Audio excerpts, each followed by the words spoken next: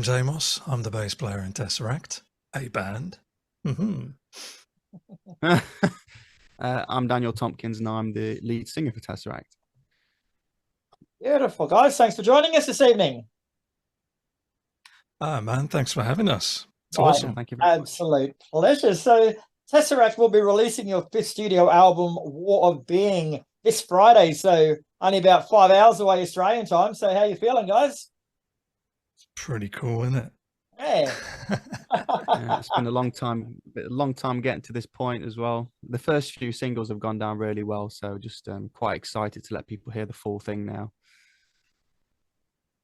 Definitely. Yeah, it's a lot of fun because we've spent a lot of time making a lot of noise, but supposedly in the wilderness of popular music. So it's really interesting to all of a sudden have the spotlight put back on us. And for us, because we haven't taken any time off really, we're still at full pelt, we're still going. So it's super cool to for everybody to catch us as we have momentum rather than having to build it up. Right. And It's really crept up on us as well, hasn't it? Crept up on you. True. Yeah, it's true, isn't it? Like Moss says, we've been so busy, all of a sudden the album's here. I'm like, oh God. That sort of leads me into the next question then. Like, you've been working on the album since 2019. So is it harder or is it easy for you guys to sort of let it go and breathe life of its own now? Like, do you feel attached to it, I guess, in some respects? It's intriguing, isn't it? Because we had like a launch event thing, and I wasn't where there was a load of fans there, and it was always loads of fun. But I was also like not particularly. I struggled with it. It is a strange one to kind of let it go. There's a grief process of having finished a project that's been so all-consuming, and obviously it's not finished. We're just moving to the next stage, but once you get to the end of this stage of the all-consuming thing, you do have to question, what the hell am I doing? What do I do next? As always, like, you put a lot of thought and detail into the conceptual narrative. So can you run us through the sonic landscape of War of Being? It's taken on different forms, hasn't it, from the beginning to where it is now. I think it really started to take shape when Amos came up with the initial seed and the idea of this concept, this world of the strange land and the characters that live in it. And yeah, when we're in the studio, we developed a lot of visual prompts for these different characters, and we managed to take the lyrics that I'd initially created for the whole album and kind of like mold them into the concept, because I'd say the concept actually was born after the lyrics were written. And bizarrely, a lot of what I'd written kind of slotted into the ideas that Moss had for a concept quite easily. It's a vast thing. It's a really big story, but it can be simplified. I've tried very hard to kind of make it digestible because it's such a vast concept that Moss has created. But essentially, it does. It is a bit like Ron Seal. It is what it says on the tin and does what it says on the tin. It's the war of being. So it's very much about turning the camera on the individual and looking at who you are and asking those bigger questions. What do I stand for? Who am I? Recognizing the impact that your own ego can have on yourself and how that can mask your true self and how you project yourself in society. And there is an element of addressing, those inner fears. And also looking at the question of, am I at this point now stronger or weaker in life? Have I evolved? Am I stronger and wiser? Which kind of ties into the end song on the album. Actually, is like it sums up, it's the conclusion to the idea. You go through this big journey of self-discovery, and then right at the end of it, you recognize, you've been on a big journey all your life, and take stock of it, take some perspective, and grow from the experience. So the concept does go much deeper, but in a nutshell, it is very much about turning the camera on the individual, I think. Very nice. Now, I want to get into your headspace a little bit, guys. Like, in the early stages of constructing the album, like, do you have a set creative process, or do things happen more naturally? Like, do you have to put yourself in certain situations to be able to visualize all these ideas? Like, take me there. It's definitely a mood, isn't there? There's a contemplative mood when it comes to themes and ideas. Like I know Dan does has a kind of ritual that I'll let him explain when he's looking at writing. But all of this came from moments of reflection, moments of introspection. So from the thematic point of view, that's that.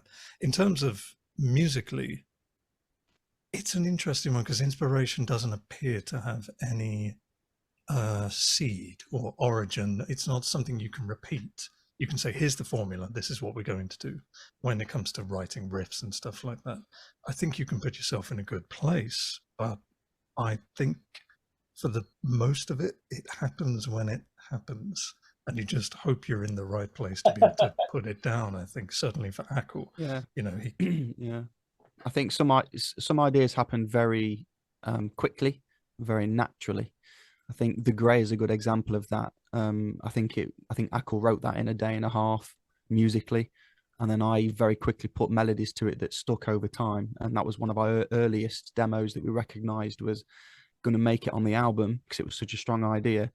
But some songs actually have really been a grind to actually get to this point. A lot of kind of playing around with different ideas, bringing, you know, like almost like a sonic jigsaw of taking all this big bunch of ideas and meshing it into one song. War of Being is a good example of that. I mean, some people have even commented, you know, this is 3 songs in one song. You could really split that up if you wanted to and make 3 different songs, but we wanted to go, you know, all the way with that track and make it a sweeping behemoth. Some ideas actually we wrote in the studio. So Legion, which is the single that we released yesterday, that was always a very old idea. It was only a minute and a half long, and we had it, you know, since the Polaris era. And I think it was one of the, every time we finish an album, one of my first things that I do, and I do it with Ackle as well, is we go through all the old ideas that never made it and see if there's anything that sticks. And that was one that kind of like, you know, it stood the test of time as a demo. But when we went into the studio, it was only half a song and the rest of it was written together collaboratively. So lots of different processes. Very interesting. Now, on the subject of the single War of Being, like that was the first single you released, and it's an 11-minute song, guys. Like many bands would sort of be reluctant to put faith in such a lengthy piece of music as a single, but you guys defied convention, I guess, and just sort of put it out anyway. Like, was it a risk of sorts putting out something so involved, I guess, as a lead single? Yes and no. You've got to understand it kind of stood the frame, you know, it fit the framework for the idea behind what we were going to do for this album, which was to set up something epic. And you kind of need something like an 11-minute track to be able to release a promo that is epic in proportions. You know, you couldn't really drop an epic saga in a 3.5-minute banger, could you? You'd have to really, it just wouldn't be possible. So there are a number of things there. We were like, well, okay, this is the perfect example of us on this record in terms of it's all next level and we can do something amazing with this. So after the initial chats of, because obviously we were going, oh, can we do this? But as soon as we got over that initial chat, we had a good 6 months between the beginning of production of that and the release of it to really just grow and allow the faith in it to grow. And I think we're fairly justified because it not only hit our core fan base, but it definitely spread out to people that haven't even heard of us before, which is quite something for an 11-minute track. So we're very pleased with that. I was really surprised by that, actually, because normally we, you know, when we speak to perhaps management or internally in the band, it's often the case that, okay, what's the hookiest song, which is, you know, that's what bands do. You want to be accessible and reach as many people as possible.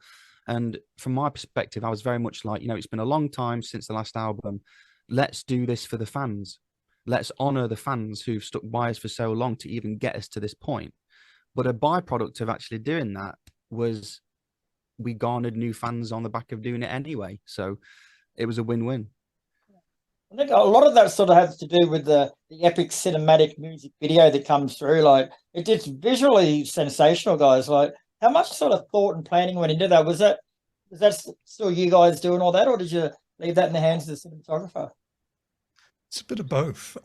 So leading up to that, as Dan was mentioning before, we created a lot of visual mood boards and character guides, like, you know, sort of almost a world Bible, whilst we were in the studio recording. And a result of that meant that we had a bunch of character development ideas. Now, I mean, that then meant that I could go to Stephen and Kyle, who were part of Found Format Films, who produced the majority of that, and Richard Oakes, the guy that cinematographer we worked with on Legion as well. And we had pretty much the whole idea in one image, which they could then go, I know what you're talking about, and they could just run with it. And then they were able to create such a vast world simply based upon this quite simple idea in the end. Yes, we spent a lot of time poking around and tweaking it and getting it to a level where it felt like it was saying things in the way that we wanted to say it, which I think is really important for a band when they're working in a promo, that it has to be their voice, even though a lot of it might not be their choice, if that makes sense. And it's got to be a massive process, like from coming up with the concept to getting the album out to playing it live to doing all those storyboards and stuff. So which of those stages do you personally get most enjoyment out of? Oh man, I mean, take enjoyment out of all of it, to be honest. It's you have to look at it like it's a pleasure to do it, to start with. I think the sorry, pardon me, the creation of the songs I find that quite exciting, because it's, you know, you're on the verge of doing new things, and it's, you know, it's naturally exciting because of the process. But it can become, over time, when you're down in the nitty gritty of it, recording it and editing it, that can be quite a chore. It can be very difficult, and you kind of lose a little bit of love for it, I think. But the initial kind of like creation of it is exciting. I think conceptually we haven't always been this involved. I think we've had like bodies of work and bodies of songs, but no real tangible concept to this depth. So this was personally exciting for me to be around Moss's creation of it. And then you've obviously got to go on tour, and that's a whole new thing. I think we're all a little bit older. I personally have a lot of commitments back home, so I'm getting to the point where I'm a little bit worrisome to leave the family at home. It isn't like, you know, you're young and 20 and just can't wait to get out there and leave everything behind. But I do love being out there with the fans, and performing these songs live is going to be exciting. That is definitely, like, I've never been so excited to play Tesseract songs before. So I'm like, I want to do every song on the album this time. It's so good. I was like, but we can't, obviously, because we have a limit on how long we need to play for. And you do have to cater for the fans that love songs from different albums. So it's hard to choose the right set list at times, but we do want to do a lot of War of Being on this tour. The press release calls War of Being your most impassioned release to date. Would you agree with that statement? No argument here, mate. It's definitely full of passion. It's there's a lot of raw emotion in this, I think. Yeah, there is. I think we definitely all concur on this, that it's arguably our most important album to date. When you look at the continuum of the project and where things are now currently in the music scene, and you look at how absent we've been from the scene to a degree in terms of new music for 5 years, I think there's a lot of pressure when you're bringing out an album after that long to deliver. So we were very conscious of that. And also, I think in terms of like the band's growth and the future of it, we definitely wanted to make a statement, I think, and just do the best that we could possibly do. I think everyone brought their A game on this album. I think in the past, I'm very guilty of not going the distance and giving everything, partly from my perspective, that's down to the fear of how that's going to translate live and the difficulty of touring something so difficult, because a lot of what we do is extreme. It's not easy to do. So there's definitely a thought process there, like how the hell are we going to do this live? But this time we just went, hell, just do everything, throw everything at the wall, fully invest ourselves. And yeah, so now there's a new added pressure. You come back to me in a couple of months and tell me if it's still all good. And the album also comes with our AI generated cover art. Now, I haven't actually seen that yet, so can you elaborate on that for us? It sounds intriguing. Yeah, I mean, it continues what we were talking about earlier, where we were in the studio and we felt that a visual guide would really put everybody in the same place, sorry. And this meant that we kind of had the whole world set up in the way that we had connected to it. And it's then the concept of giving that to somebody else and say, right, now come up with these things in your own style, felt a bit strange, because we were then, but that's not what the album was. You know, these things are connected inexorably to the emotions and the feelings and the conversations of the production of the album. So we were there already, and it's really interesting because they're imperfect, because that's the nature of technology. You know, it improves with every generation. But I'm now looking at like the current generation of these machine learning models, and I'm thinking, these things are not as interesting as they used to be. They're now too perfect. So if I wanted to use them now, I'd actually say, well, I actually want to go and work with a photographer or a designer, because they're going to give it something a little edgier. Whereas now it's all become a bit pristine and saccharine almost. So we were almost in a position of, it doesn't make sense to go in any other situation to anybody else for this. The other big news, especially on this side of the world, is Tesseract returned to Australia for the first time in 6 years. A run of 5 shows next May. Like, that's still 8 months away, guys, but people over here are already talking about it, mate. Everyone's getting pumped already. Awesome. Australia have sold more tickets than any other country for shows, I think. Wow. Like, we've pretty much been on the verge of like getting to capacity sales on some venues, I believe. We had to, didn't we have to have a second show at some point? Yeah, it was the first show to sell out was in Melbourne, which is awesome, because Melbourne's awesome. Sorry, man. I know you're in Brisbane, but Melbourne is awesome. I'm not that biased, mate. Yeah, that sold out really quick. And then, like Dan says, we had second date added. And then the other dates are looking awesome as well, which is fantastic. Now, before we let you go, guys, I've started up 3 separate Spotify playlists based on the artists that we speak to. So using your own songs, so using Tesseract songs, give me a song for the playlist to get the party started, song for a playlist to save your marriage, and a song for a playlist that could potentially end your marriage. Well, Echoes definitely starts the party. Yep. True. Oh, how'd you keep it going? Are we talking about new album or just anything from your that catalog? Oh, right, anything. Remember. Still, Echoes is a new banger. It's a new banger. Yeah. Done, locked in. How do we keep it going? Well, I mean, it'd be things like Nocturne or even The Grey, that sort of stuff keeps it going from the new album. I'm struggling to remember all the old songs now. So we got one to save the marriage and one that could end your marriage. Sunrise is definitely a marriage ender. It's just an absolutely horrendous song that none of us like anymore. Very cool. So don't put that one in the playlist. It's terrible. But I mean, you've obviously got Echoes, Nocturne, and then. Oh, you put us on the spot, man. We're having to think. Good. I can't leave you to say you're all happy with it. What about I don't know. Let's just throw a curveball in there. What about Burden? We don't speak about that song too much, but that's a right banger.